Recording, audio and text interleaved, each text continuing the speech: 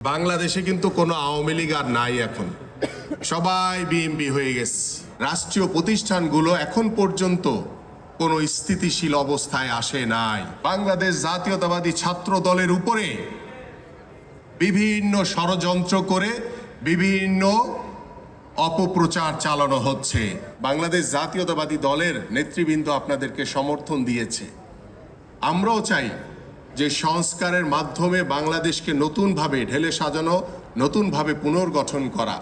কিন্তু গত 6 মাসে আমরা যা দেখতে পাচ্ছি, রাষ্ট্রীয় প্রতিষ্ঠানগুলো এখন পর্যন্ত কোনো স্থিতিশীল অবস্থায় আসে নাই। এখনো ওই স্বৈরাচারের প্রেতাত্মারা তারা বিভিন্ন রাষ্ট্রীয় প্রতিষ্ঠানে বসে ষড়যন্ত্র করে বেড়াচ্ছে আমাদের উপরে, বাংলাদেশের জনগণের উপরে, এদেশের সাধারণ মানুষের উপরে।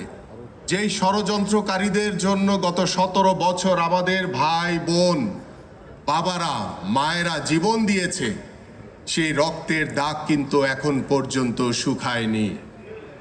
আমরা চাই বাংলাদেশে ভবিষ্যতে আর যাতে কোনো স্বৈরাচারের জন্ম না হয়। আমরা চাই বাংলাদেশে বিএনপির ভারপ্রাপ্ত চেয়ারম্যান জনাব তারেক রহমানের নেতৃত্বে বাংলাদেশে একটি স্বচ্ছ, সুস্থ ধারা রাজনৈতিক পরিবেশ তৈরি হবে। এবং আজকে দেখেন, বাংলাদেশে কিন্তু কোনো আওয়ামী লীগ আর নাই। এখন সবাই বিএনপি হয়ে গেছে, সবাই নব্য বিএনপি হয়ে গেছে। এবং সেই নব্য বিএনপি, সেই আওয়ামী লীগ বিভিন্নভাবে দখলদারি, চাঁদাবাজি, লুটতরাজ করার মাধ্যমে তারা বিএনপির উপরে দোষ চাপিয়ে দেওয়ার চেষ্টা করছে।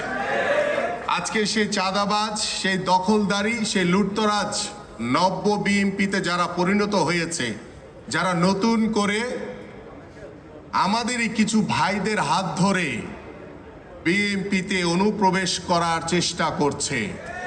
আপনারা যারা ছাত্রদল করেন, আপনারা হচ্ছেন জাতির ভবিষ্যৎ। আপনাদের হাত ধরেই এদেশে নতুন সমাজ গঠন হবে, এদেশে একটি সমৃদ্ধশালী বাংলাদেশে পরিণত হবে। সেই বাংলাদেশ গড়ার লক্ষ্য নিয়ে আপনাদের সকলকে সতর্ক থাকতে হবে। কারণ ওই যে অনুপ্রবেশকারী, এই ষড়যন্ত্রকারী, এই স্বৈরাচারের স্থান বাংলাদেশের মাটিতে নাই। কোটি মানুষের আস্থার ভালোবাসায় 11 বারের মতো দেশের 1 নম্বর রেফ্রিজারেটর ব্র্যান্ড ওয়ালটন।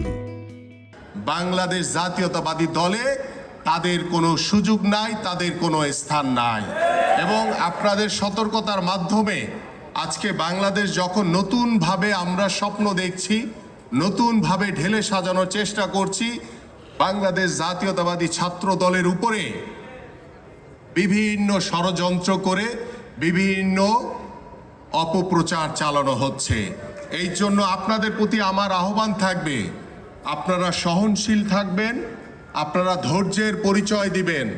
কারণ আপনারা শহীদ রাষ্ট্রপতি জিয়াউর রহমানের আদর্শের ধারক এবং বাহক হিসেবে বাংলাদেশ জাতীয়তাবাদী ছাত্র দল আপনারা কাজ করবেন। সেই প্রত্যাশা আমরা যেমন করি, এদেশের সাধারণ মানুষ করে।